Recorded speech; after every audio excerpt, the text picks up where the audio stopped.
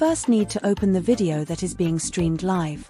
Look for the chat box on the side or bottom of the video player. This is where you can type your message. Click inside the chat box and use your keyboard to type out what you want to say. You can type words, use emojis, or even ask questions. Once you've typed your message, press the Enter key on your keyboard or click the Send button. Your comment will then appear in the chat for everyone watching the live stream to see. If you want to send another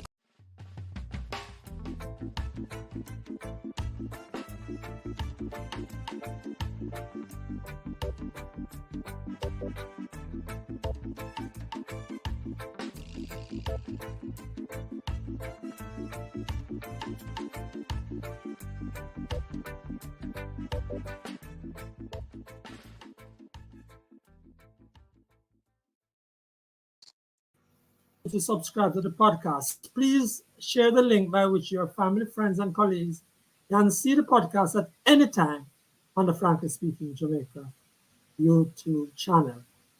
Now, the launching of the FINSAC archives last week brought more controversy over a matter that has destroyed many lives, scarred others, and that has shaken the foundations of Jamaica's financial system. It's FINSAC.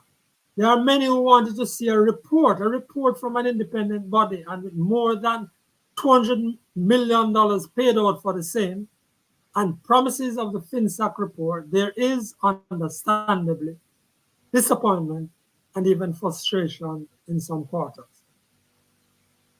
But the launching of the FINSAC archives, the building block of reports on FINSAC, that is what it is. We have come again to look at the beast. What was FINSAC? Why did it matter, or why does it matter? And why is it still resonating so much across the business and financial landscape and in political corridors? I'm Frankly McKnight. Our regular presenters, Desmond Richards and Winnie Anderson-Brown, are with us. Well, we expect a guest who is very familiar with FINSAC. Very familiar with FINSAC, and we're going to take up that now. Our regular commentators, as we said, are here. Before we come to our special guests, we remind you that the Integrity Commission itself remains in the news. Last week, the appearance of its head and some commissioners rankled with some Jamaicans. That is before the Parliamentary Oversight Committee they appeared. There were unfavorable comments thrown at the retired appeal court judge, Justice Seymour Panton, and the commission. They were called arrogant, scornful, disrespectful, and even contemptuous of Parliament and parliamentarians. We'll get comments towards the end of the program on them. And then, of course, this is the Euros weekend. If we get a chance to go there, it will allow us to talk about this Jamaica that we have. So, let's go to our special guest now. And Joshua will tell us who is our special guest. Put up our special guest right now, because we have been having a few technical issues.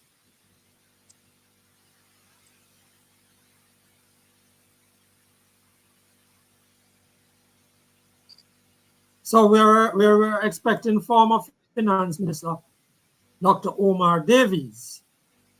We had arranged for him. We had it all set up, but I'm hearing that we might be having some technical issues now. And we also had set up one of the FINSAC, what we'll say, a FINSAC victim, or a victim of the collapse of the financial sector in the 1990s. And I'm just battling across the line of these two guests. So let us just say, let's just take her first. Valerie Dixon. Here's Dr. Davies.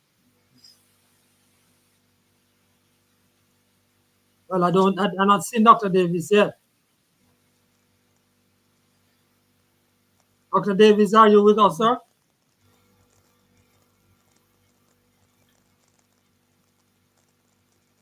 Dr. Davies, are you with us? All right. Okay. We're not going to wait on him anymore because that is doing a bad thing for all people who are watching. All right. Let me just while we get our other guest, Valerie Dixon, let me just point out that FINSAC, the organization, came about after a period in Jamaica's history in the 1990s that nobody wants to see repeated. We had the collapse of some 28 financial institutions of various sizes and types, merchant bank, commercial banks, insurance companies, the works. You know, Franklin, two of the fundamental issues in that FINSAC issue was one, the high interest rate that was imposed, The policy of the government, and also the unscrupulous loans made by some of the bankers. You must remember them. Do you remember that in one case, one of the auditors of one of the banks, he was also a debtor of the bank? yes, in several Right? cases. Yes. But what you calling unscrupulous loans, Desmond? Because if you remember, loans were made, bank managers made loans to themselves and their associates. Do you remember Sensational, Eagle Merchant? Do you remember those what was the findings there? And then the high interest rates. One of the things that Policy of the government to mop up liquidity using high interest rates. Yes. And that is why we want to we hope the former minister is here to tell us why that high interest rate policy was kept for so long. I wonder if it's because he don't want to answer those questions why he's not coming on the show. Dr. Davis is there, Mr. McKnight, and you can go ahead. Okay, Dr. Davies. Dr. Davies, may we welcome you, sir? Who's with us, Mr. Joshua? Dr. Davis will be joining shortly. He's in the backstage, joining shortly. Okay, and who is with us right now? Only Dr. Davis. Okay, all right. In Okay, the meantime, Jeffrey Worrell says good evening to everyone on the panel. Blessings. That's from Jeffrey Worrell. Worrell, yes, I hope I got your name right. And there's another person greeting us too. I'll say Roha. Good evening to all the panelists. Happy National Heritage Week. That's from Thank you all. And we're reminding you all that you might also reach us by WhatsApp at 503-9995. We are having a little difficulties, people, getting to Dr. Davies. Franklin, the other thing. Yeah. Remember that there were some banks that did not go down during FINSAC, you know. Scotiabank didn't go down. That's correct. So what's the point you're making from that? Why are you telling us that is that now, Desmond? So the question is, why Scotiabank was not affected? All questions that I really want. I beg you viewers to crave your patience because it's why that partway with us, but we really, really want him to be able to respond to some of the why issues. that American bank, the other bank that stood, that American bank, I forget its name, it's still in Jamaica.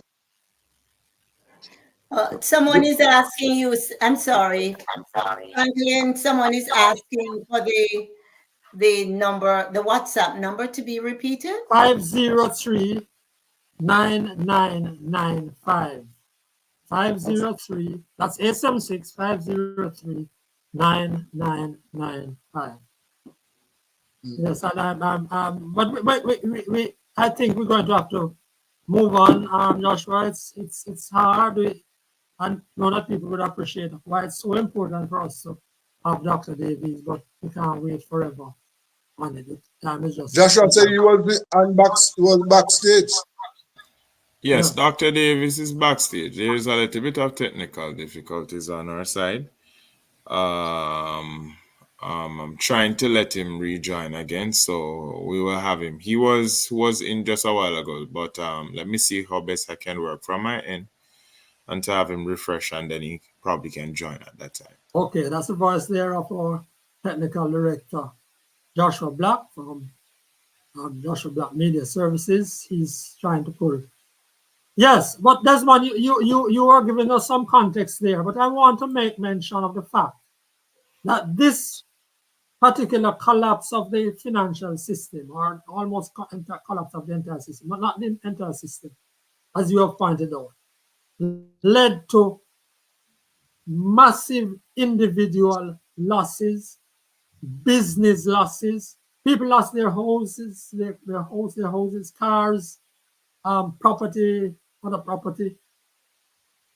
This was pretty widespread. Young businesses, as well as bigger businesses, older businesses. People lost their lives too. People lost their lives. People, we were told of several, and I know of one which is said to have been directly resulted from a suicide. That happened, yes, and the system.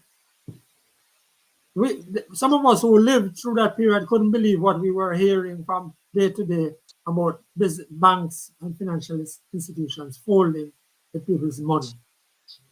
FINSAC was not the problem. FINSAC was created to help to deal with some of those problems. And I think that is a fundamental point to be made. It was one of the institutions, because it was not the only one, to help to deal with that thing. So I'm going to just now ask Joshua to let us just move on and let us see whether we can talk to Valerie Dixon, who was one of those persons who had a particularly bad time with FINSAC. And while Mrs. Dixon is on, maybe we can try to work out with Dr. Davies. But we're not having much luck with Dr. Davies on this. I'm really sorry, viewers, but it's not happening. Not happening. We're getting a lot of difficulties. And we did try before to set the system properly. So Joshua, can you just try that for us? Yes, yes, sir. Miss Dixon will be in shortly with us. Okay, beautiful. All right. So for you all again, Valerie Dixon is a businesswoman out of the Mandeville area. Joshua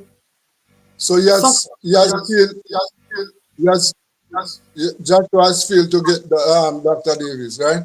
Yes, apparently, and we have to move on. Yes, it's got him, but it's there's some technical difficulties.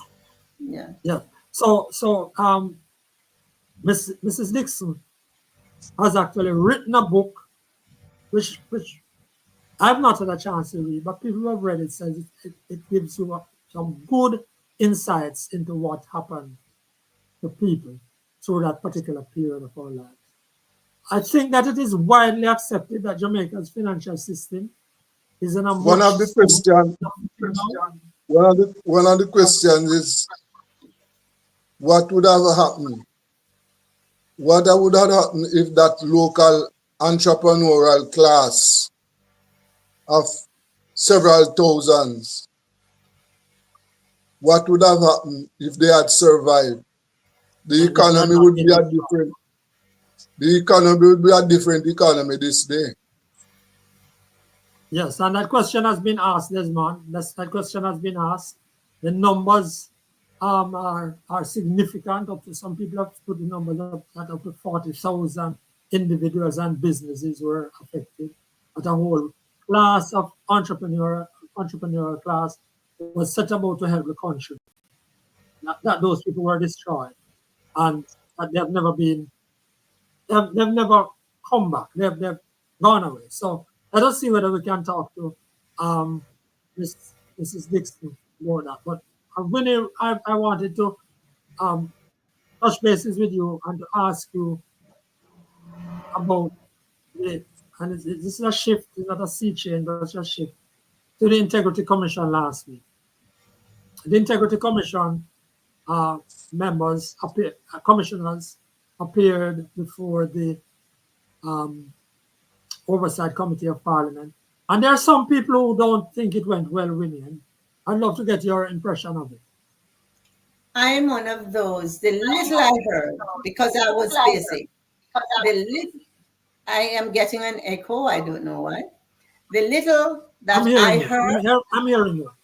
I was very disappointed with Justice Panton. I didn't like the manner. I didn't like the tone. He did not sound like an employee of Jamaica. He sounded arrogant, and especially the bit about taking his own water. And just the tone of some that. People see this is a joke, Winnie. Some people see this as a joke. I don't see jokes. No, let me finish my point. I don't see jokes like that. Winnie, no. Desmond, let her finish. Allow me to finish. I believe that is in poor taste. There's a place, I don't believe in jokes, but the most serious things are said in jest. I don't accept that. So let me just say that I find it distasteful. I'm one of the Jamaicans that find that distasteful. And I believe at this point in time, I had that feeling based on what one of them had said before about ask the government, just the tone and everything. I have no brief for the government or any other group, but I don't like what I see. I see an antagonistic situation, and I don't think justice can be done in that kind of setting. You know, part of our problem, too many of us see parliamentarians as our gods. Parliamentarians are our servants. Of course, the parliament is the people's parliament, you know. It's not the parliament don't belong to the opposition leader and the prime minister. No. It's the people's parliament. No, and listen. When we are talking to parliamentarians, we are talking to men and women. We are not talking to gods, right? And therefore, we must express ourselves clearly. Say what we have on our minds. I didn't hear one disrespectful comment from Justice Panther. Not one. Right? He was talking to men and women, right? And he just expressed himself. No, the impression I'm getting is that, he was disrespectful. He was talking down to the parliament. Talking down? What do you mean by talking down? He was talking to the parliamentarian. Speak to the talking down, no? I cannot speak to the talking down, no. I want to be very clear. I believe that all the people who are in parliament, there's a lack of respect for us generally. All we did when we became independent, we replaced the colonial masters and masters of our own. So I want you to understand, against that background, I don't believe that parliamentarians are to be worshipped. If you see me kneeling down anywhere and anybody is there, they happen to come after I was kneeling. Only God I pray to. But you have some comments coming in there, Winnie. But Desmond, what about that comment, Winnie? You have some comments, Winnie. So let's abandon them. But Desmond, what about the view of some that when the Justice Minister was sorry, not the Justice Minister, I'm so sorry.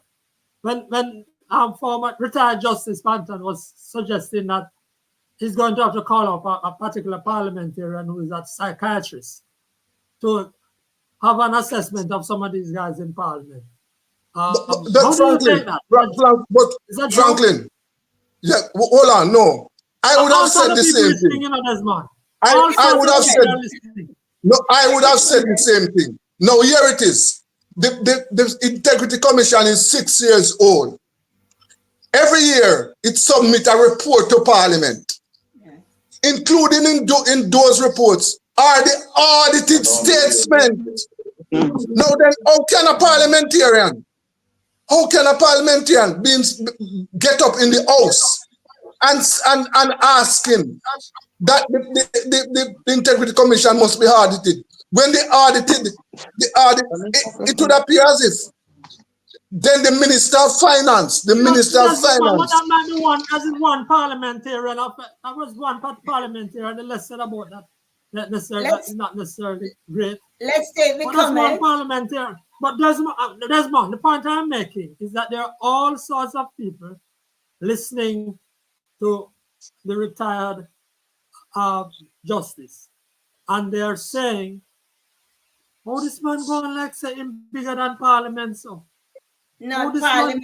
Talking like him just one judge in a court, and nobody can ask him no serious question. There was that, Desmond, and that was not necessarily broken down along in the partisan lines. So let's just deal with that and finish with that. Let's and take give you a comment and the then comments. We go back to our other topic. Mr. McKnight, we hold on there, Winnie. We have joining with us Valerie Dixon. So okay. After the comments. Yes, thank you. Let's get Ms. Dixon. Okay. And in the meantime, you can finish up your comments. I did not find those faults with the justice presentation. I did not, because well, as I said, it's because of the fact that I see Parliament. I don't see Parliament. Parliament is the people's Parliament. As I said, I know the problem that we have in Jamaica is that too many of us see parliamentarians as our superior, right? They can say anything they want to say about us, right? All right, Desmond. Are we getting service from the parliamentarians? Those people who are... We're going to take that another time. Desmond. Thanks. And Winnie, you touched the wrong side of Desmond there. You had some comments coming in during that exchange. I don't know if you were... No, I am good with that. Desmond is talking about what I am not talking about, so I leave that. Let's leave it alone. I thought who is this now? Ms. Dixon? Before the comments. All right, Ms. Dixon, welcome. We have been having lots of trouble getting you, but you are there now. Are you hearing us, Ms. Dixon? Is that Ms. Dixon? We're seeing her, but we're not hearing her, Ms. Dixon. I don't think you are muted. Ms. Valerie. Ms. Valerie, you're not hearing us? All right, maybe Joshua can reach her on her phone and tell her. But Ms. Dixon? Ms. Dixon, we're trying to reach you. Okay. So in the meantime, may I take the comments? Yeah, go ahead. Yes. Oh, we had good evening. We had that one already. There was one. Good evening. We had that one. Can you please? We had that one. Call out criminality. Justice Panton is doing his job for Jamaica. I edited that. He's doing his job for Jamaica. Someone else says Justice Panton was frankly speaking. Keep going. Yes, keep going. And first time I'm coming across this Podcast. Welcome, time come. We have time come again. Even the great Nigel Clark acting as if he didn't know about the audits. We are all talking about different things, but keep going. Yes, and Ruby and Forbes, our regular listener, says good afternoon, everyone. Okay, thank you. Yes, Margot says good afternoon. So we have quite a few. Time come again. These lawmakers want to be lawbreakers. They write faulty laws, then come crying crocodile tears. Now, most of this has nothing to do with what I'm saying. Jeffrey says, in my opinion, Justice Panton didn't say anything wrong. For the politicians who have problems with what justice comment, it's a deflection from the real issues at hand. Okay. The majority of the listeners don't believe Justice Panton was arrogant. They don't believe. The majority of Jamaicans. Well, you do that doesn't discount you Winnie's do the belief survey. and the The belief crowd is expressed seldom already. right. Yes. That is a minority view. The crowd is seldom right. Nothing is all wrong. Right, so here we have Miss Dixon now. Let's see if we can get Miss Dixon now. We must have her now. Miss Dixon, we are you with us now? Miss Dixon, are you hearing us now? Mrs. Dixon, I'm sorry. Mrs. Dixon. See her, but Mrs. Dixon, you're not hearing us. Are you muted? Is she muted? Mrs. Dixon, I don't know if you're muted. We'd love you to speak. Oh. Wow, it's one of those days.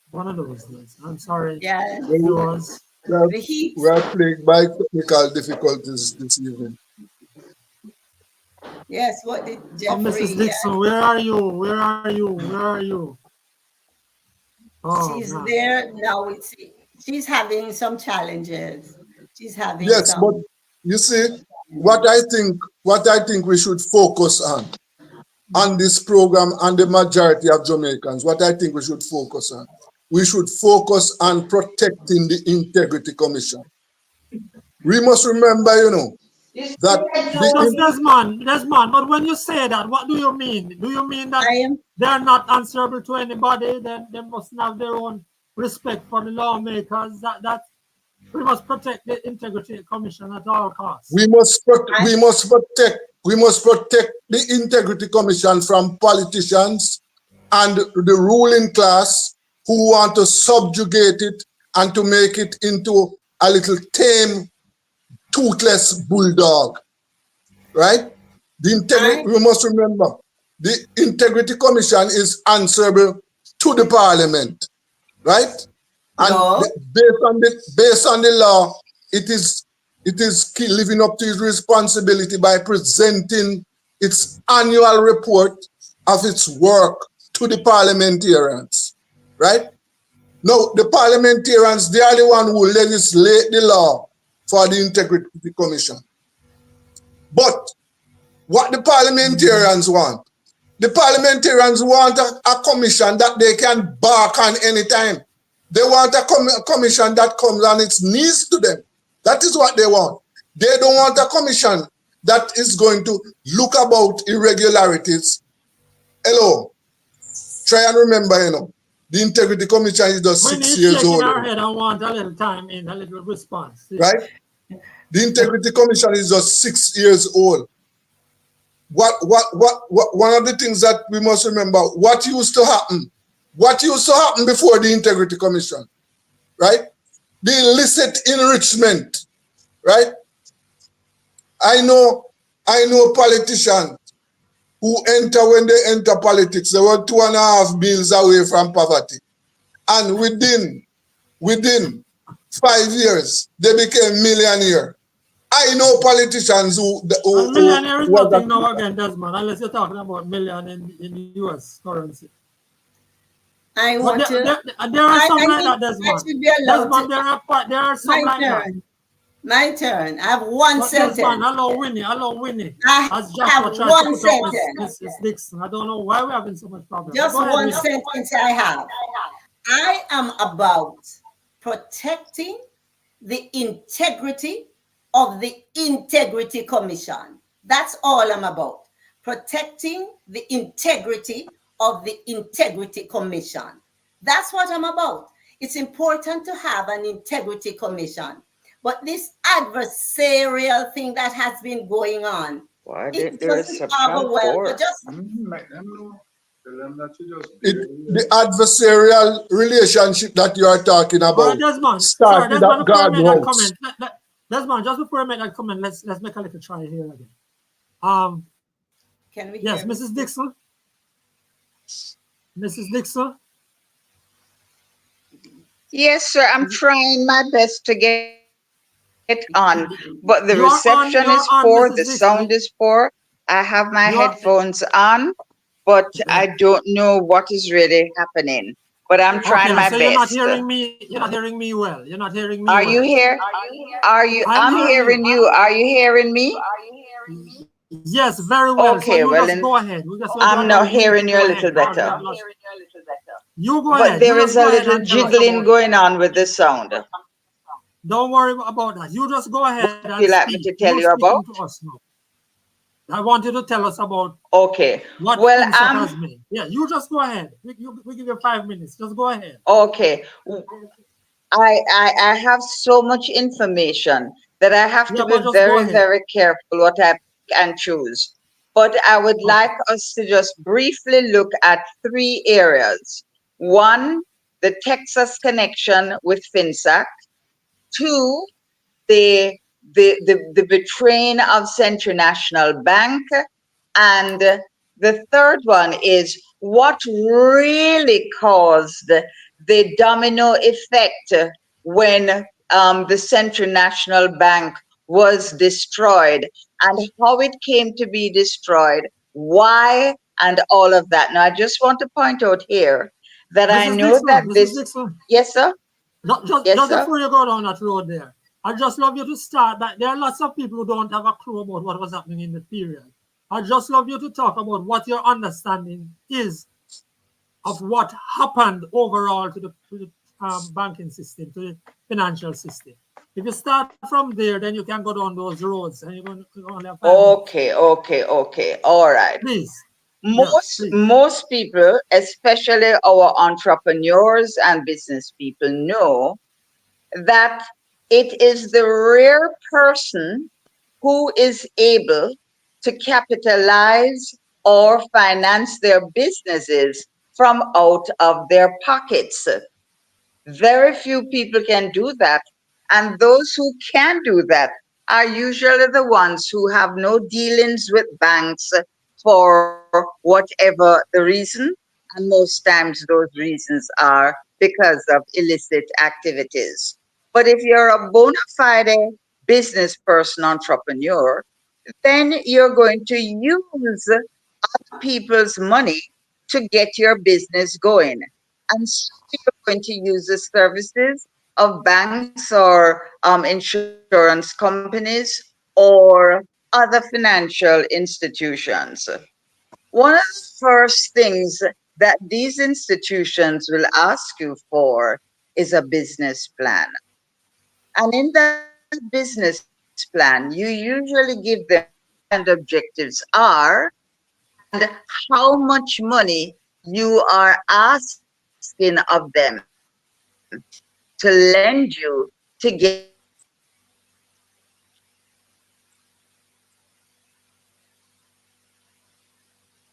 going. Oh, we lost her.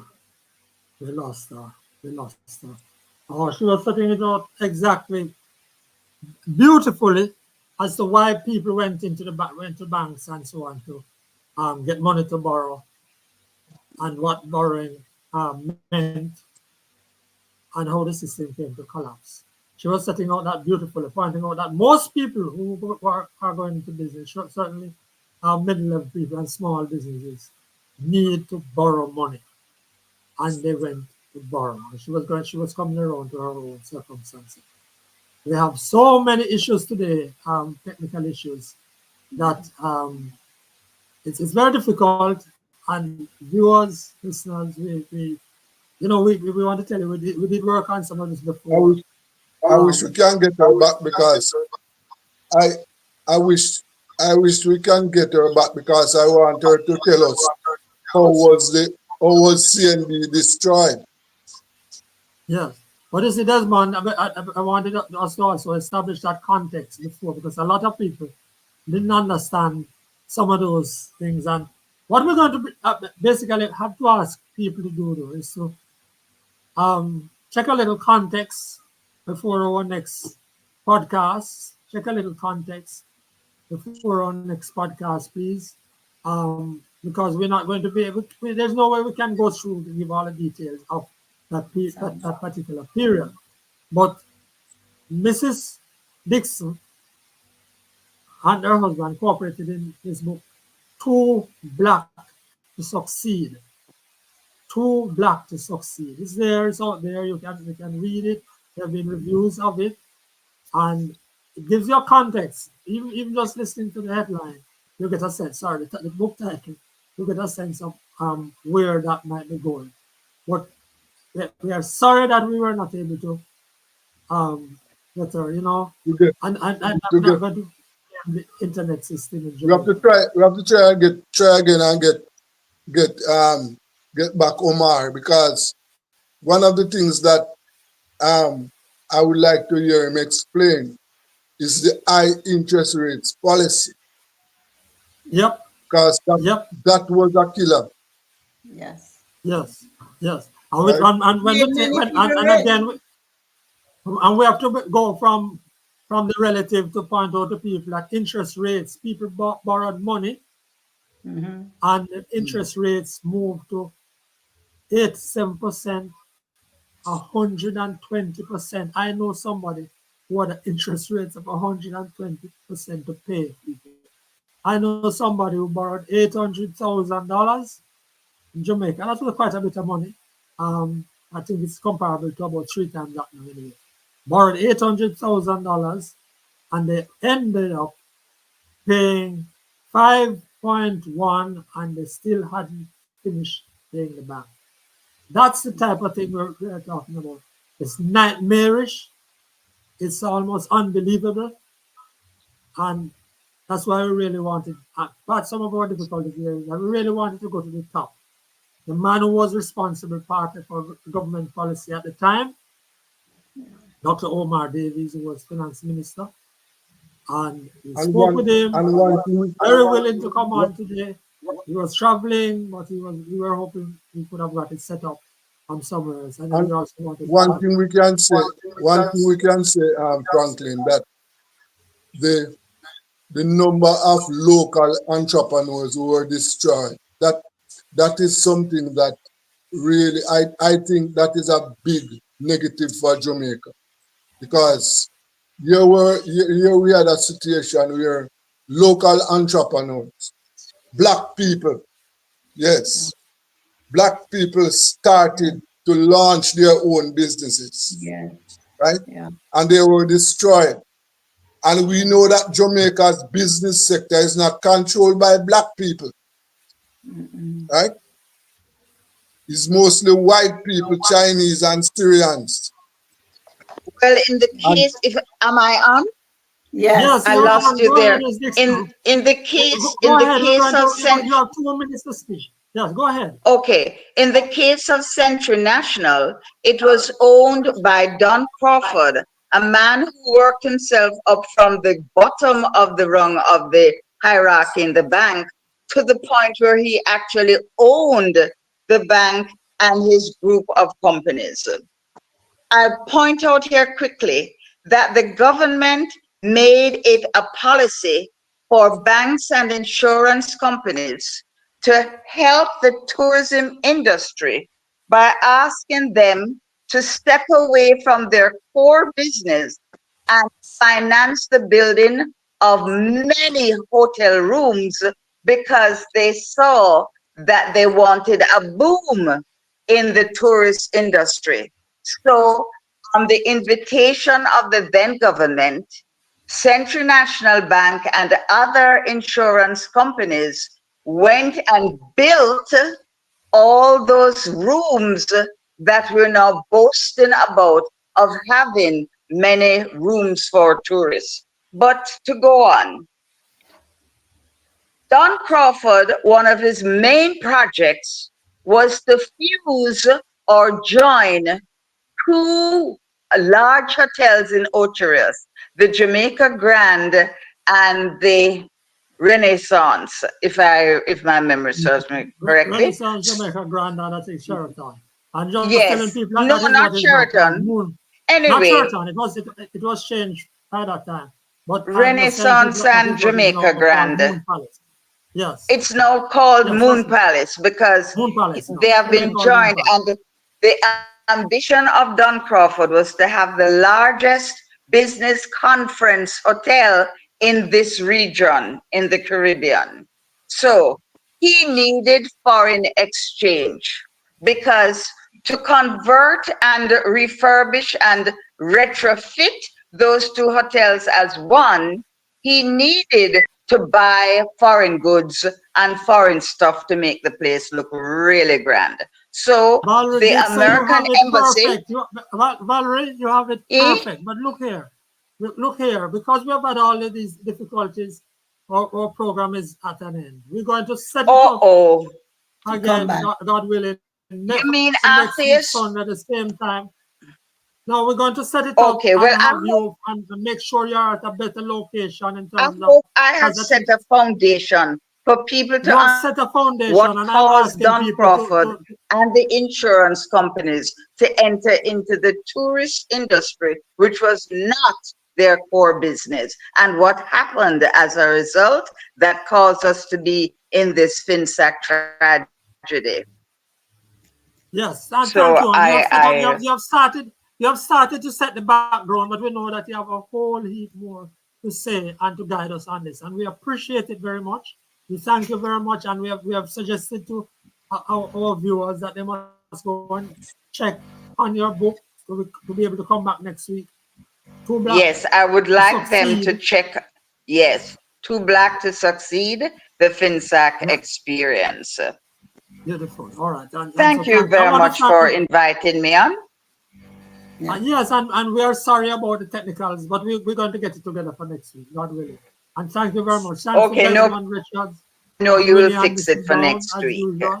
Thank you very much. Thanks to Joshua. Bye-bye now. Winnie, you want to put in, you had any more of those comments to put in, or we go and leave it? Well, we can. Well, okay, go ahead. Welcome back, Mrs. Dixon. This is so interesting. That's Marva Hewitt saying that. Owen Richards says that's true. Desmond, Jamaican politicians have been illicitly enriching themselves for decades. I shouldn't even read that. I should not read that. Very interesting information, says Jeffrey. Yes. Interesting title. Thank you, Winnie. Thank you, and thank you, Desmond. And thanks to Joshua Black. He had a lot of work this week to do the We again apologize to our viewers and listeners for the issues there with the internet. And thank you all for being with us. Remember, join us next week, Sunday at 4 o'clock on Frankly Speaking Jamaica Podcast, where we will again take on an issue, and we'll be taking on FINSAC. Yeah. Thank you. Until then.